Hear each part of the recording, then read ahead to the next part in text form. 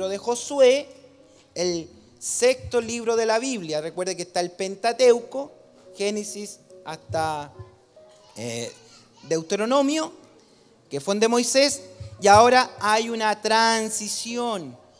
Moisés muere y va a traspasar por orden de Dios el mando del pueblo a uno de sus principales colaboradores, que fue Josué. Y Josué escribe toda la biografía desde que le pasan el mando, un Josué que no es joven, ya es adulto, es adulto. Estamos hablando de un Josué ya anciano, porque él caminó los 40 años en el desierto. Y él ya era un hombre maduro cuando fue a espiar la tierra, así que calculamos que es un Josué que tiene alrededor de 70 años. No imaginen ustedes a cómo lo muestran en las películas, así Brad Pitt con músculo, Josué, y nos imaginamos y vamos al libro Josué y nos imaginamos al joven. No, es un anciano que ya tiene un camino recorrido. Y nos van a contar estos 24 capítulos que hay en Josué, todo el ministerio que tiene Josué en hacer pasar al pueblo del desierto a la tierra prometida de Canaán, cómo van a conquistar Canaán y cómo van a dividir las tierras en las tribus, que son las 12 tribus de Israel, cómo van a distribuir la tierra entre 11. Y va a quedar una tribu sin tierra, y eso lo vamos a ver después, hasta la despedida de Josué al final del libro de Josué. Ahora, venir a ver el libro de Josué como simples historias y extraer enseñanza o mensaje o sermones fuera de contexto es muy fácil. Y somos muy tentados los predicadores en hacer la pega fácil. Entonces, cuando venimos al capítulo 1, decimos: hermanos, ¿cuántos creen que el Señor va a ir con usted? Esfuérzate, sé valiente y vas a dar, Dios va a ir contigo. ¿Cuántos creen esto? Amén. Y emocionarnos, ¿cierto? Y decir, vamos a salir a conquistar. Como Pinky Cerebro nos vamos a levantar y vamos a decir, vamos a conquistar el mundo, y vamos así como en energía. Pero debemos preguntarlo a la luz de la palabra del Señor: ¿qué objetivo, qué misión tienen las historias registradas en el libro sagrado? Si son darle argumentos a las personas para su diario vivir temporal, decirle que se le va a solucionar las cosas, que el que le salieron canas le va a salir pelo negro, que la suegra se va a volver simpática, todas esas cosas no las vamos a encontrar. No tiene ese sentido. El libro sagrado, el canon o la regla de medir, cuando habla de canon habla regla de medir. Ese canon de Génesis a Apocalipsis es un solo tema. Y eso hace que el libro sea sagrado, un solo tema. Encontrar desde Génesis a Apocalipsis, ese fue el trabajo de los que formaron el canon sagrado, los concilios, fue encontrar una línea que es invisible, usted no la ve, pero al estudiarla la encuentra, que es la sangre preciosa de Jesucristo. Está presente en toda la Biblia, la persona de Cristo. Entonces, cuando yo voy a estudiar, cuando voy a ver la palabra y encuentro historias, no es David matando a Goliat, no es Josué derribando los muros de Jericó. No, tenemos que ir más allá, porque si la regla de medir el canon es la figura del Señor Jesucristo y su obra de redención, al ir a la Biblia siempre tengo que tener esa regla. Cualquier historia que usted lea, cualquier pasaje de la Biblia que usted lea, la regla es encontrar la persona de Jesucristo ahí. Ahora, hay 4 evangelios en el Nuevo Testamento que nos hablan del ministerio terrenal del Señor Jesucristo. Hay 3 que se llaman sinópticos, que tienen una perspectiva desde la persona mirando al Señor Jesucristo.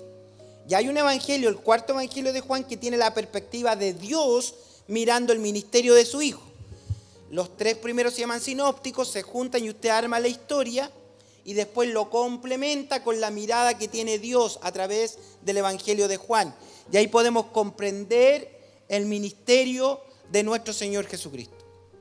Ahora, cuando vamos a Josué, le hemos puesto el Evangelio de Josué. No es porque Josué escribió esto pensando en que sea un evangelio. La palabra evangelio significa buena noticia. La buena noticia está en toda la palabra y que nos habla del gran programa de la redención del pecador. ¿Para qué es la Biblia? Para mostrarnos el camino por el cual vamos a llegar a la vida eterna. Nada más. No tiene otro fin la Biblia. No tiene un segundo fin, tercer fin. El único fin es que Dios se ha revelado a pecadores que están perdidos con su gracia bendita.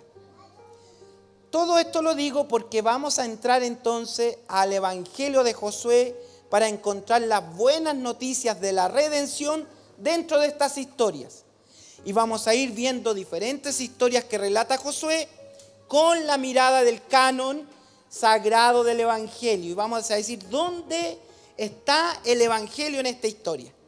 Esa es la meta que tenemos.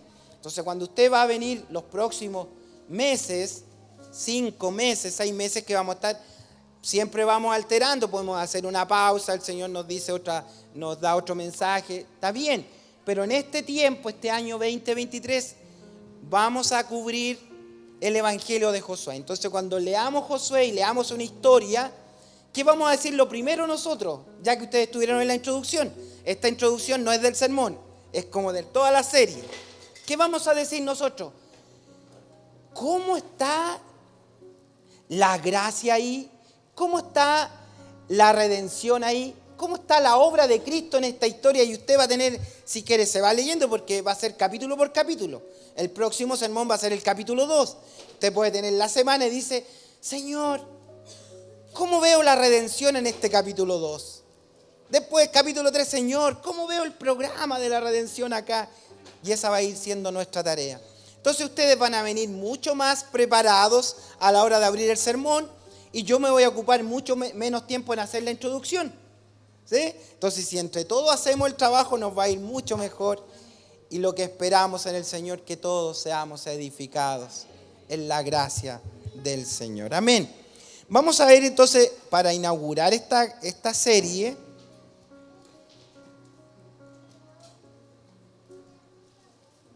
este primer sermón lo he titulado La ley y la gracia de Dios. O sea, en el capítulo 1 quedan plasmadas de manera evidente la ley y la gracia juntas, no separadas, son inseparables. No me vas a echar la ley por tierra y va a quedar la gracia. Va a ver usted que en todo nuestro caminar la ley y la gracia van juntas. Vamos a leer del versículo 1 al versículo 9, donde está la despedida de Moisés o la muerte de Moisés y el llamamiento de Josué. Lo llama Dios de esta manera. Leemos en el nombre del Señor. Aconteció después de la muerte de Moisés, siervo de Jehová, que Jehová habló a Josué, hijo de Nun, servidor de Moisés, diciendo: mi siervo Moisés ha muerto. Ahora pues, levántate y pasa este Jordán, tú y todo este pueblo, a la tierra que yo les doy a los hijos de Israel. Yo os he entregado, como lo había dicho a Moisés, todo lugar que pisare la planta de vuestros pies, desde el desierto y el Líbano hasta el gran río Éufrates, toda la tierra de los heteos hasta el gran mar donde se pone el sol, será vuestro territorio. Nadie te podrá hacer frente en todos los días de tu vida. Como estuve con Moisés, estaré contigo, no te dejaré ni te desampararé. Esfuérzate y sé valiente, porque tú repartirás a este pueblo por heredad la tierra, la cual juré a sus padres que la daría a ellos. Solamente esfuérzate y sé muy valiente para cuidar de hacer conforme a toda la ley que mi siervo Moisés te mandó. No te apartes de ella, ni a diestra ni a siniestra, para que seas prosperado en todas las cosas que emprendas. Nunca se apartará de tu boca este libro de la ley, sino que de día y de noche meditarás en él, para que guardes y hagas conforme a todo lo que en él está escrito, porque entonces harás prosperar tu camino y todo te saldrá bien. Mira que te mando que te esfuerces y seas valiente. No temas ni desmayes, porque Jehová tu Dios estará contigo en donde quiera que vayas. Entonces, el gran significado en el libro de Josué es la fe de la iglesia. Y cuando hablamos de iglesia, hablamos de la congregación de los que han sido llamados a vivir por fe, a caminar por fe, a sustentar su vida por fe. Este significado tipológico, nos referimos a un tipo, a encontrar dónde está el tipo en el Antiguo Testamento, que es una figura de lo real que está en el Nuevo Testamento. Entonces, en este pueblo y en esta conquista propiamente tal y división de tierra encontramos a la iglesia, que es la congregación de los llamados. Y recuerde que Israel es una congregación de llamados. ¿Por qué de llamados? Porque estaban esclavos en Egipto y Dios los sacó con mano poderosa el día de la Pascua. Así la iglesia ha sido libertada de las cadenas del pecado el día de la Pascua, en que muere el Señor Jesucristo, y de su costado herido del Cordero Pascual, el Cordero de Dios que quita el pecado del mundo, se abre este caminar para el cristiano. Pero eso no es la entrada directa al cielo, sino que es el comienzo de un peregrinaje. Un peregrinaje. Entonces la tipología de la iglesia la encontramos en este libro, por eso que le vamos a llamar a este libro de Josué el Evangelio de Josué, para encontrar las buenas noticias ahí. Ahora, la persona de Josué es una figura o una anticipación profética del Señor Jesucristo. Josué, su nombre Josué significa, o escrito originalmente Yoshua, ¿cierto? Que es el mismo nombre en hebreo de Jesús. Entonces ya el nombre Josué es Jesús. No es que sea Jesús Josué, lo entendemos eso, ¿no? Es un personaje que tiene el nombre de Jesús, que es un tipo del verdadero que va a venir después. De hecho, recuerden que Josué no se llamaba Josué, lo bautizaron Josué. ¿Saben cómo se llamaba Josué? Oseas. Miren Números capítulo 13, versículo 16. Estos son los nombres de los varones que Moisés envió a reconocer la tierra. Y a Oseas, hijo de Nun, le puso Moisés el nombre de Josué. ¿Ve? Ahora, no es que le cambió el nombre, le puso un apodo con el mismo significado. Eso es lo hermoso. ¿Sabe lo que significaba Oseas? Dios salva. Entonces, al Dios salva dice, mira, no te voy a llamar Dios salva, te voy a poner Salvador. Lo va a hacer más cortito. Le puso un apodo. ¿Ya? Ese es el significado de Josué. Pero a lo que queremos llegar es que la tipología es tan clara que nos presenta al mismo Jesús en figura. Se encargó de tal manera Dios de llamar un hombre y ponerle el nombre para que nosotros no tuviéramos ninguna duda de seguir el ministerio de Josué encontrando la tipología de Jesús. Que fue bueno el Señor con nosotros.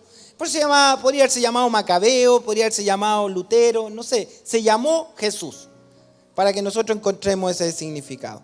Ahora, desde el principio de la iglesia, de los primeros apóstoles, después vino la iglesia. Bueno, ustedes están siguiendo el discipulado de historicidad, ¿cierto? El martes comenzamos historicidad.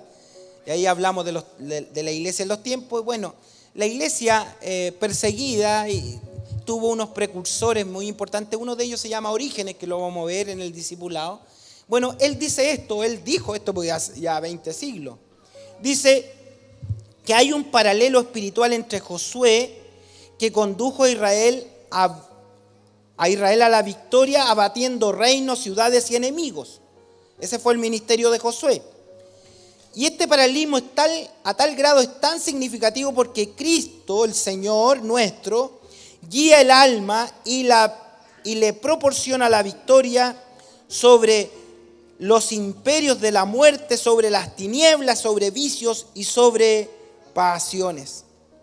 Entonces, con todo esto expuesto ya es una razón más que suficiente para decir que el Evangelio de Josué va a ser nuestra carta de navegación por estos días, para encontrar la gracia ahí. ¿Qué es lo primero que vemos? Dice la Biblia, mi siervo Moisés ha muerto. Y eso es claro. Algunos dijeron que no se encontró el cuerpo de Moisés, ¿cierto? Sí, no se ha encontrado. Pero, ¿cuál es la evidencia de que Moisés sí se murió? No que se arrebató ni nada. La evidencia que murió es porque si Dios lo dice que murió, yo le creo a Dios. Así que, ¿qué andan buscando el cuerpo? Si Dios dijo Moisés murió, punto. Punto final de la historia. Dios dijo, mi siervo Moisés ha muerto. Ahora, solo un paréntesis, porque no estamos viendo Deuteronomio y no sé cuándo lo vamos a ver. Desmistificar o sacar ese errado concepto que dicen, Dios se enojó tanto con Moisés que no le permitió entrar a la tierra prometida. Digo, porque él le golpeó. En cierta forma es cierto. Pero Dios no es injusto para olvidar el trabajo de amor de sus hijos. Y Él le da una recompensa mayor. ¿Qué iba a entrar a pelear el anciano si ya habían dado 40 años con estos cabezones por el desierto? Murió la mitad, eran todos estos cabros jóvenes que hijos del desierto le llamamos. Ya vamos a ver un sermón así dentro de esta serie. Los hijos del desierto son los que eran jovencitos y los que nacieron en el desierto y ellos iban a entrar a la tierra prometida. Pero la gran mayoría que salió de Egipto murieron en el desierto por su desobediencia. Y el anciano Moisés está hasta por acá. Y Dios dice, le voy a encargar a este hombre tan humilde, le voy a encargar que vaya a esta conquista. No, le dice, Moisés, ¿sabéis qué? Esto, versión San Falcon. ¿Sabéis qué, Moisés? Vámonos a la gloria, te muestro la verdadera tierra por la cual todos van a caminar. ¿Sabes cuál? Vámonos, yo te la voy a presentar. Y hace esto el Señor. Y desapareció, muere para este mundo. Y aparece, este es el final de la historia.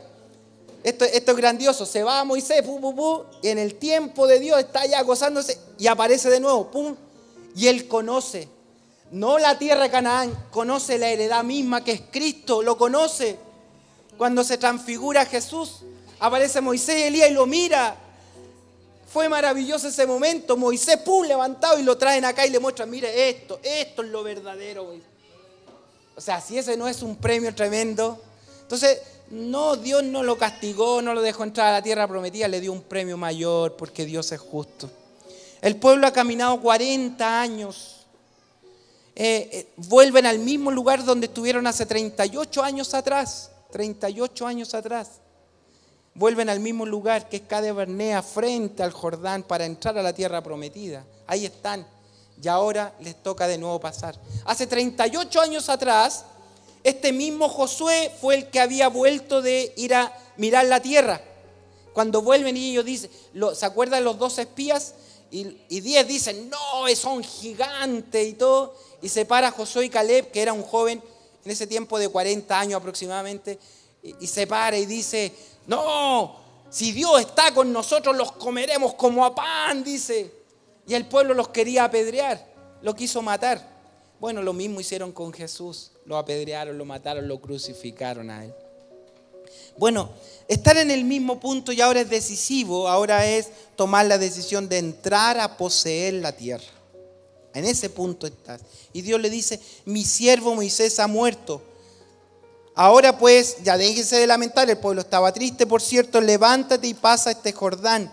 No solo tú, ni unos espías. No manden espías ahora, tú y todo el pueblo, a la tierra que yo les doy a los hijos de Israel.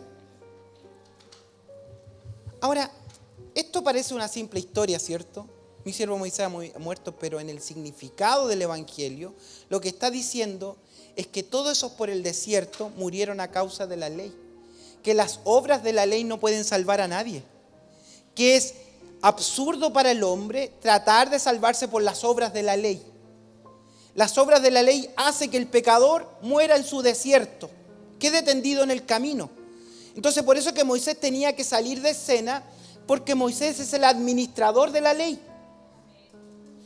Moisés es el administrador de esta ley, entonces a través de él Dios dio la ley, los 10 mandamientos y las leyes civiles para el pueblo, entonces él es el administrador de la ley.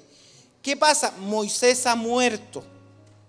Las obras de la ley no consiguen más. Levántate y pasa este Jordán. ¿Qué pasa con esto? Esto es un claro llamado a que el pecador que está muerto a causa de las obras de la ley tiene que levantarse a través del Jordán. ¿Qué simboliza el Jordán? ¿Se recuerdan dónde se bautizó Jesús? En el Jordán. Es símbolo de bautismo, es símbolo de renacimiento. Entonces, pasar por el Jordán iba a significar un nuevo nacimiento. Se iban a bautizar en Dios. Por eso Dios le dice, levántate y pasa este Jordán.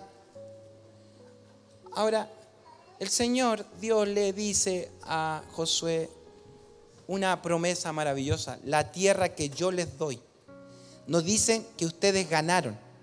No dicen que ustedes van a conquistar. No dice que ustedes merecen.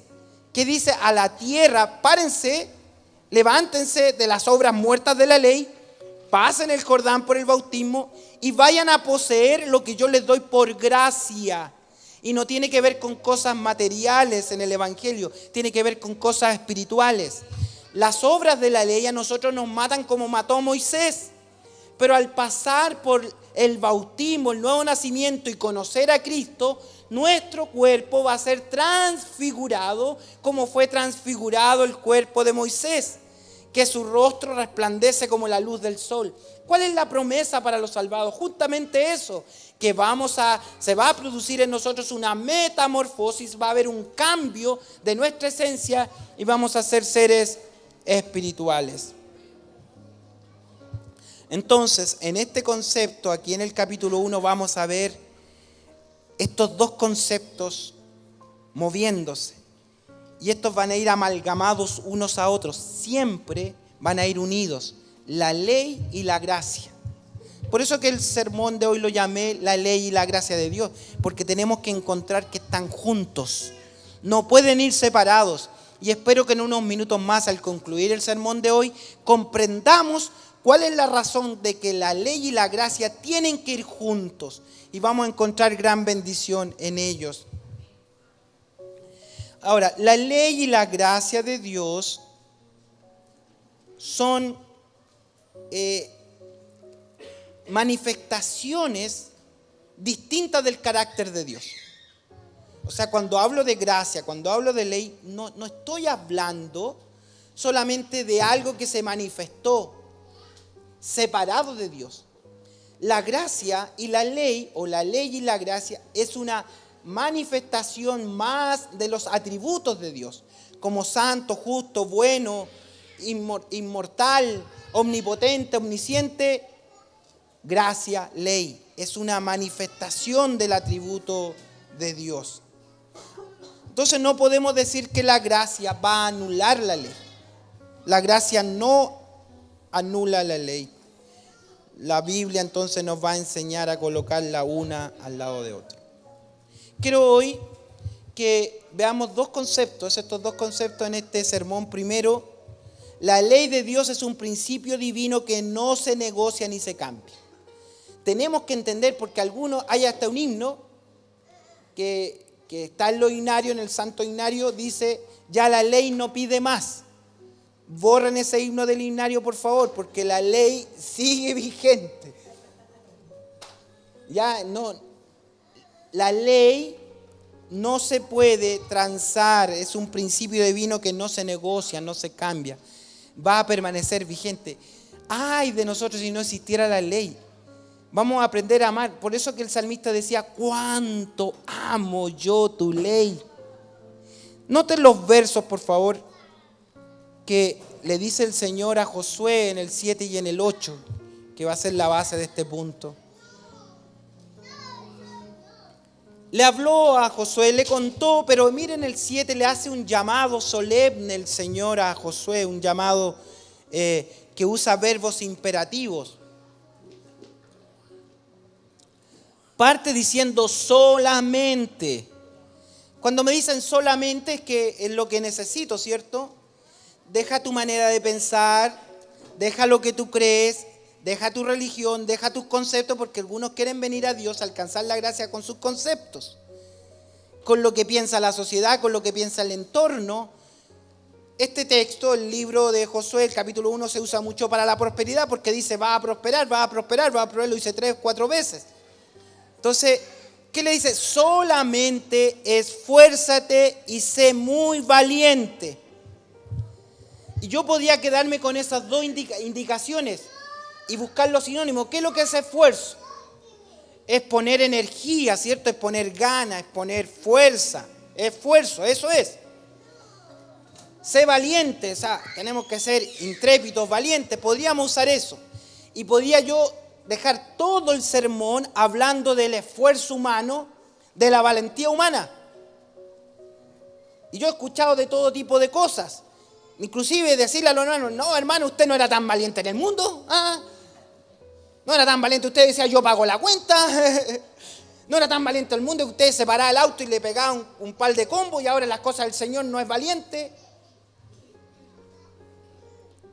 Esfuércese, por hermano. Así como se esfuerza para el trabajo, esfuércese en la iglesia. Y podríamos hablar de muchas cosas con estos dos verbos. Esfuérzate, sé valiente. Esfuérzate y sé valiente. Pero no es lo que quiere decir y no lo dice el texto, porque yo no sé cómo no leer el texto. ¿Qué tiene que hacer alguien que va a la Biblia? Leer el texto. ¿Qué tenemos que hacer nosotros? Leer el texto. ¿Qué tiene que hacer mañana usted? Leer el texto. Y pasado mañana, seguir leyendo el texto. ¿Para qué? Y ese es el objetivo. ¿Para qué Dios le dice a Josué que se esfuerce y sea valiente? Léalo en su Biblia. Solamente esfuérzate y sé muy valiente. Objetivo, ¿para qué tiene que ser valiente?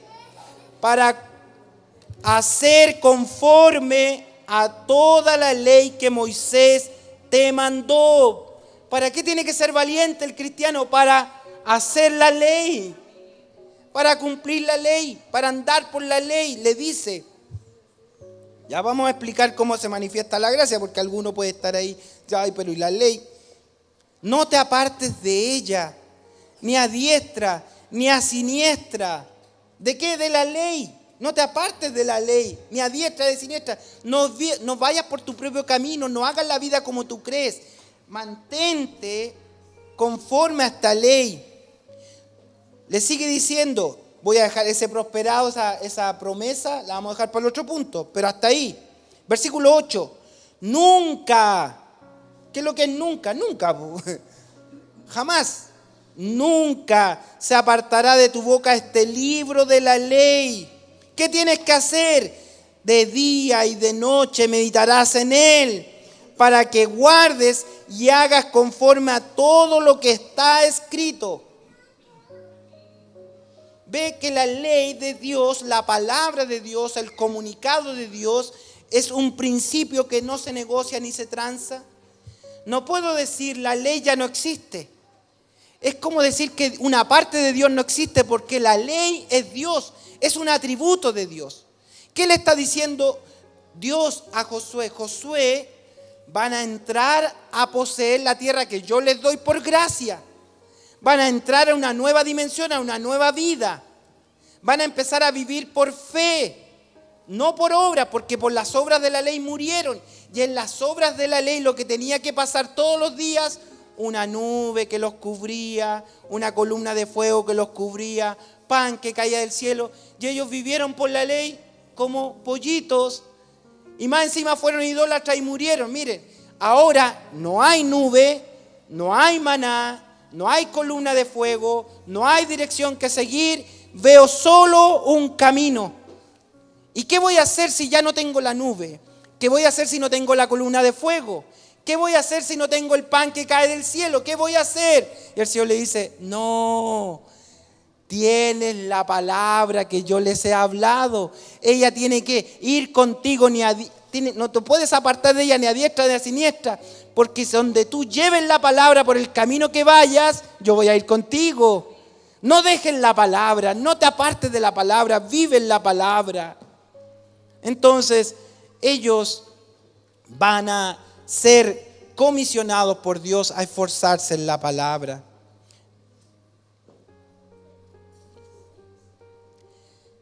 Una pregunta para ustedes, amados, esta mañana. ¿Qué es primero, la ley o la gracia? A ver, vamos, dígalo nomás. ¿Qué es primero, la ley o la gracia? ¿La gracia o la ley? Vamos. Buena pregunta, ¿cierto?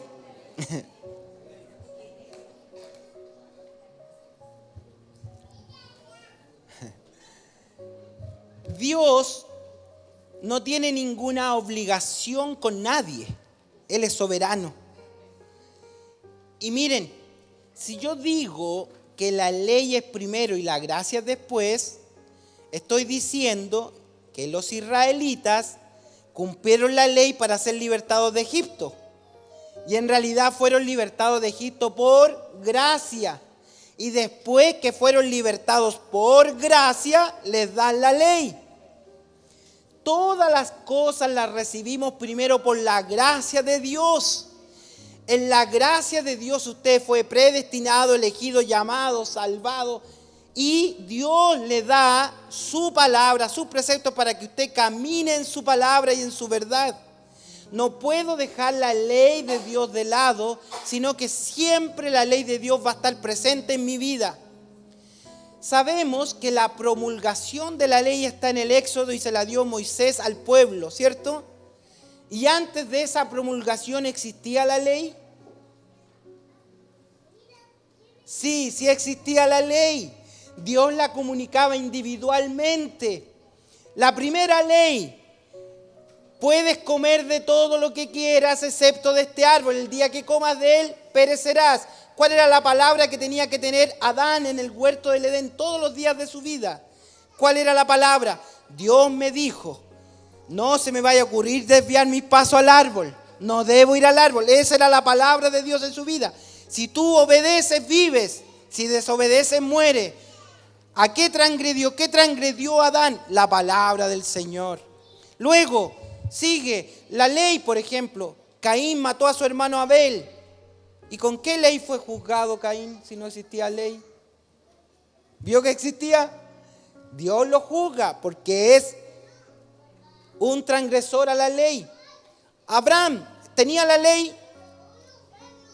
No tenía la ley promulgada de Moisés, pero él recibió los preceptos. Dice la Biblia, Abraham, mi siervo, anduvo en los preceptos, estatutos y mis leyes, y fue fiel, dijo Dios. Por ahí la ley del diezmo, ¿cierto? Dice, la ley fue para los israelitas. Oye, pero si Abraham diezmó a Melquisedec, ¿y con qué ley? Con la ley que estaba en su corazón. El otro día le hablo ese tema. Pero la ley ha estado presente en la Escritura, ha estado presente siempre. Dios da su gracia primero y después da su ley. Dios no les dio la ley para que ellos, si guardaban la ley, serían libertados de Faraón. No, ya eran libres cuando Dios les dio la ley. La ley tiene 3 lugares o 3 puntos principales en nuestra vida, y eso es lo que tenemos que atender como principio para nosotros.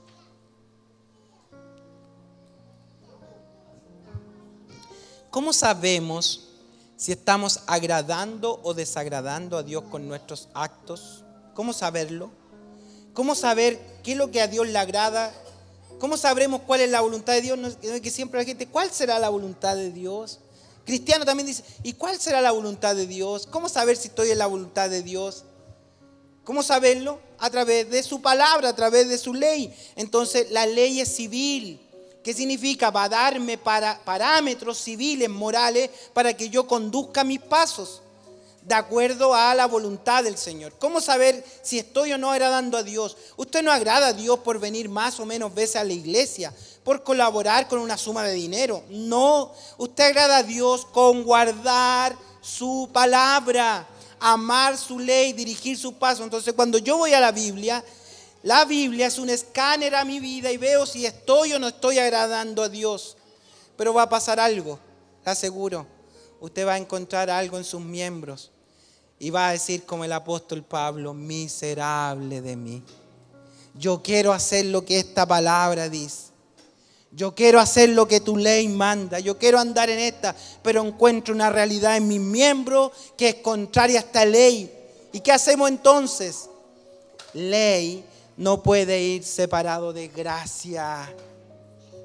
Ley no puede ir separado de gracia. Y ahí la ley de Dios que encamina mis pasos va a llevarme por su camino. Pero esto no da lugar a que entremos por el camino del libertinaje, porque decir, bueno, la ley me condena, pero la gracia me salva. Es como decir, Dios me ama, pero no me ama. Eso es, pues son atributos de Dios. La ley es un atributo de Dios, la gracia es un atributo de Dios. Entonces, ¿cómo compatibilizar esto sin entrar en el libertinaje, sino en la santidad de Dios? La santidad de Dios es el proceso que Dios va haciendo en nuestras vidas. ¿Por qué necesitamos ser santificados? Porque la ley de Dios nos es contraria. El Espíritu Santo actúa en nosotros purificando nuestras vidas y nos hace amigos de su gracia. La misericordia de Dios nos libra de la ira del pecado. La misericordia de Dios es no recibir lo que sí merecemos. No recibir lo que sí merecemos. No recibir lo que sí merecemos. Por ahí hay algunos niños que merecen, pero por misericordia no recibirán lo que sí merecen. Y la gracia de Dios, ¿qué es? Es recibir lo que no merezco. Ahora, ¿qué vamos a recibir? Ese es el punto clave de todo este sermón. ¿Qué vamos a recibir? Si la misericordia nos libra del juicio del pecado, ¿qué nos da la gracia? Esa es la pregunta. Ya voy avanzando allá. Dice primera de Juan 3:24. El que guarda sus mandamientos permanece en Dios y Dios en él. Y en esto sabemos que Él permanece en nosotros por el Espíritu que nos ha dado. ¿Por qué nos da su Espíritu? Nos da su Espíritu por gracia. Ahora, ¿por qué es tan importante la ley para nosotros? Aquí lo digo lento porque hay algunos apuntando, ¿no? ¿Por qué es tan importante la ley para nosotros? Porque, en primer lugar, si no entiendo la ley, nunca voy a comprender la gracia. ¿Quiere comprender la gracia? Tiene que entender la ley. La única manera de comprender la gracia que estoy recibiendo es conociendo la ley. En segundo lugar, si yo desprecio su ley, la gracia será un concepto sin valor. Si yo desprecio la ley, dice la ley no pide más, no tengo que ver la ley, total, ahora yo estoy en la gracia, soy salvo por gracia, no me preocupa la ley, voy a quitarle el valor a la gracia. Y voy a considerar que la gracia es un mero elemento para el cual recibir cosas. Recibo cosas y en el camino puedo decir, conforzándome más, esfuerces hermano y el Señor lo va a bendecir, de hermano y Dios le va a multiplicar, hermano haga esto y Dios va a... Cuando yo no comprendo la ley de Dios, la gracia es un elemento sin valor. Y ¿saben lo que descansa las personas? En la meritocracia, no en la gracia. La meritocracia, que si hace esto, que si se viste de esta manera, que si contribuye con esto otro, si hace esto, si se porta bien, voy a hacer esto para que Dios haga esto por mí, siempre confiando en mi mérito. Eso es no conocer la ley de Dios. La ley de Dios dice el verdadero carácter de Dios, de un Dios santo que no tiene conexión con el pecador. Yo soy un pecador perdido, que la ley me condena, pero la misericordia de Dios me salva. Y al salvarme me deja justificado por la fe. Pero ¿de ahí qué? ¿Soy un ser inerte lejos de Dios? Y ahí es donde yo tengo que comprender para qué necesito la gracia. Entonces la ley es un principio divino que no se tranza, no se negocia, porque es el carácter santo de Dios, es su carácter. Por esto Dios le está diciendo a Josué: no se aparte de tu boca este libro de la ley. Segundo y último punto, ya en la recta final de este día, es número 2. La gracia le permite a Dios caminar a nuestro lado. Y eso es una manifestación poderosa de la gracia del Señor. La gracia le permite a Dios, no a mí, caminar al lado de Él. Jamás yo voy a poder caminar al lado de Él, porque la ley me ha dicho que soy pecador. La ley me ha dicho que estoy perdido. La ley me ha dicho que yo no tengo entrada a ese carácter santo de Dios. Entonces estoy lejos de Dios. ¿Qué pasa? Dios hace un decreto de justificación por la obra de Cristo y me dice: ya, tú eres salvo. Pero sigo siendo el mismo pecador, ¿no? Con un decreto que me dijeron, ahora tengo un título aquí, me pusieron un decreto, dice: Fernando es salvo. Pero miro mis miembros y sigo siendo el pecador, solo con un título.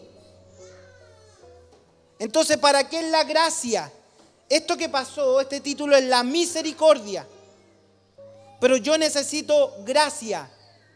¿Y para qué es la gracia entonces? ¿Para qué es la gracia? Ya dígalo de una vez, por favor. Para que nos vamos a almorzar.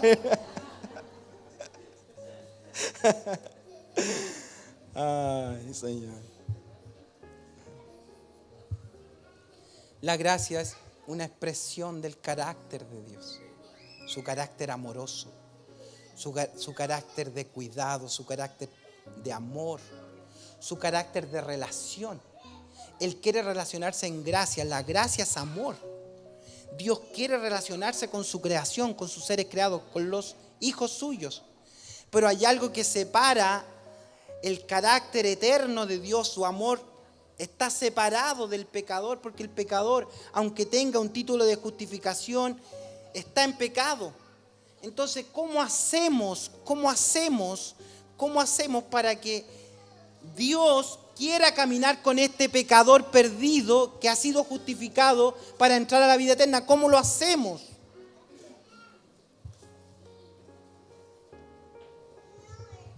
Miren lo que va diciéndole Dios. En el 3 dice: yo os he entregado todo lugar que pisare la planta de vuestros pies. Vayan viendo eso. Vayan viendo los textos. Yo os he entregado todo lugar que pisare la planta de vuestros pies. Está hablando de pisar la promesa, ¿cierto? Dios les prometió y ahora ellos lo van a pisar. Pero no hay una ruta de navegación, solo hay una ley que me es contraria. Pero Dios dice: yo les entregué esto, que eso es gracia. Segundo, nadie te podrá hacer frente en todos los días de tu vida. Versículo 5. Ahí vamos, ¿cierto? Te voy a entregar todo lo que pise tus pies y nadie te va a poder hacer frente. ¿Por qué? ¿Cuál es la razón? Que necesitamos una gracia derramada en el corazón. Versículo 5. Estaré contigo, estaré contigo, estaré contigo. Dice: no te dejaré, no te desampararé. Pero esto no es una promesa liviana, como para decir: voy a estar contigo, vaya a ir a la oficina, va a golpear la puerta y yo voy a estar contigo, como que te voy a acompañar. Y cuando usted, hermano, esté con esos pensamientos que le alejan de Dios, Cuando sus ojos se desvíen a mirar las cosas indebidas. Cuando sus labios hablen cosas, ¿dónde va a estar Dios? ¿Va a estar ahí con usted? ¿Qué va a pasar ahí? ¿Qué necesito? Que la gracia de un Dios amoroso me acompañe. Que la gracia de Dios amoroso me sustente en mi caminar. Que Dios esté conmigo es la mayor gracia que podemos tener. ¿Cómo un Dios santo se va a relacionar con un pecador, con el germen del pecado, solo por su gracia? Pero si yo no conozco la ley, no voy a considerar esta persona maravillosa que está conmigo. Cuando yo voy y veo la ley y veo que todo es contrario a ese Dios, yo no puedo jactarme de nada. Yo no puedo venir a la iglesia a decir que soy mejor que usted y que usted es mejor que el otro. Por mis años de antigüedad, por el letrero que tiene mi iglesia, yo puedo decir tantas cosas. Por mi corbata sentirme superior a otro. Por el tiempo que llevo en la iglesia sentirme mejor a otro. Eso es andar lejos de la ley de Dios. Pero cuando tomo la ley de Dios y la ley de Dios me revela el carácter santo de Dios y me dice que yo no merezco nada, entonces cuando contemplo que a pesar de esto Dios quiere estar conmigo, digo, esto es pura gracia.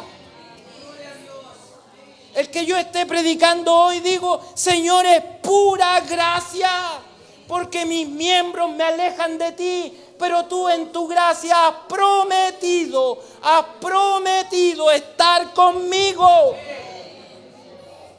Si yo no conozco la ley, no puedo disfrutar esta gracia. Pero como conozco la ley, digo, gracias Señor. Gracias Señor. Gracias por oír tu palabra, gracias por tener un lugar donde cantar, gracias por la música. No importa si el himno que me gusta, no me gusta, no importa si el tono, no me importa si el instrumento, no. Lo hermoso es que tú en tu gracia has decidido estar conmigo. En tu gracia quieres acompañarme. Y Él le dice, Jehová tu Dios estará contigo en donde quiera que vayas. Donde quiera que vayas. Ya no necesito una nube de fuego. Le dice Josué, mira, vamos a cambiar las cosas. La ley ya fue, todo esto lo viste. Ustedes caminaron por vista, ahora vamos a caminar por fe. Vamos a andar por fe. ¿Cómo se camina por fe? Yo a tu lado. Yo voy a estar a tu lado. Todo lugar que pisa la planta de tus pies será tu territorio. ¿Por qué? Porque es mío, pues yo estoy ahí. Yo te llevo de la mano. No necesitas ver nada. Andamos por fe, no por vista. ¿Y cómo es esto, Señor? Mira, tú caminas para allá y yo voy contigo. Y ese es tu territorio porque es mi territorio. Nadie te va a poner hacia el frente, nadie te va a decir nada porque tú eres mi hijo, yo estoy contigo. Yo decidí en gracia tomarte de la mano y caminar contigo. Pero ¿quién decide? Es como los niños, los bebitos, ¿no? Cuando son chiquititos. ¿Cierto? Y usted lo quiere como tener ahí. Pero Él camina para allá y ¿qué hace usted? Lo afirma, lo cuida, lo lleva. Ya, yo voy contigo, no importa. Nada te va a pasar. A alguien le va a molestar, alguien te va a querer pegar, pero usted lo tema. Y el papá va seguro. ¿Quién le va a hacer algo al hermano Caro? Si usted lleva de la mano al bebé. ¿Quién le va a hacer algo? Así vamos con nosotros, el Señor va con nosotros. La ley dice, mira, tú no mereces nada, pero yo he decidido caminar contigo de la mano. Y eso le dice a Josué, mira, vamos a entrar a un nuevo territorio, vamos a conocer el Evangelio, pero tienes que llevar siempre presente mi ley, no se aparte mi palabra, ni a diestra ni a siniestra. Guárdala, medita en ella de día y de noche. ¿Para qué? Para que conozcas al Dios que anda contigo. No es el Dios que te multiplica el dinero, no es el Dios que te sanó la joroba, no, eso es muy poquito. Muy chiquitito, eso no es Dios, eso es una manifestación de la bondad de Dios. No es Dios que te sanó el resfriado, el COVID, no, es mucho más. Es el Dios eterno, es el Dios magnífico, es el Dios soberano, es el Dios todopoderoso, Él. Y en su palabra se revela a nuestras vidas. Y Él ha decidido en gracia decir, yo estaré contigo. A pesar de tu carácter, estaré contigo. A pesar de la crisis, estaré contigo. A pesar de las dificultades, estaré contigo. Cuando estés débil, estaré contigo. Cuando te creas fuerte, estaré contigo. Todos los días, estaré contigo, estaré contigo. Y esto nos va a impulsar a la gratitud. Me va a impulsar a la gratitud. Cuando quiera mirar hacia el lado así, no, pues si el Señor va conmigo a mi lado. Cuando quiera quedarme con lo ajeno, no, pero si el Señor está conmigo. Cuando quiera armar malas palabras, no, porque el Señor está conmigo. No voy a decir porque la ley dice no. No matarás, no robarás, no adulterarás. No es porque la ley lo dice. No porque esa ley me condenó, pero Él se decidió sentar a mi lado. Él decidió ir a mi trabajo conmigo. Él decidió andar en mi vehículo conmigo. Él decidió estar conmigo. Entonces no, la ley me dice que no puedo, pero Él quiso estar por gracia. Porque la ley y la gracia van juntas. Que el Señor Dios les bendiga.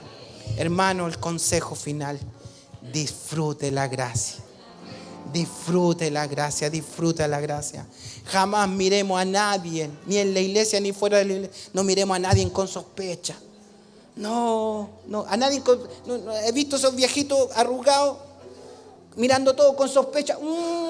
Y los niñitos que, ¡ay, Señor! Y la música, ¡ay!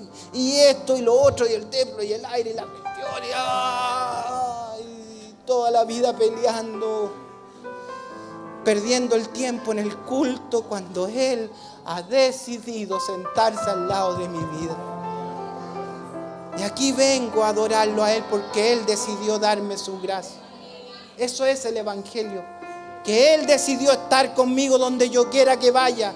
Sean los días que pase, buenos o malos, Él ha decidido estar a mi lado. Encuéntrelo. En Cantar de los Cantares dice, Él está atisbando por la celosía, mirando por la enrendija. Mi vida en todo momento, en todo lugar. Él está a mi lado, Él está a su lado.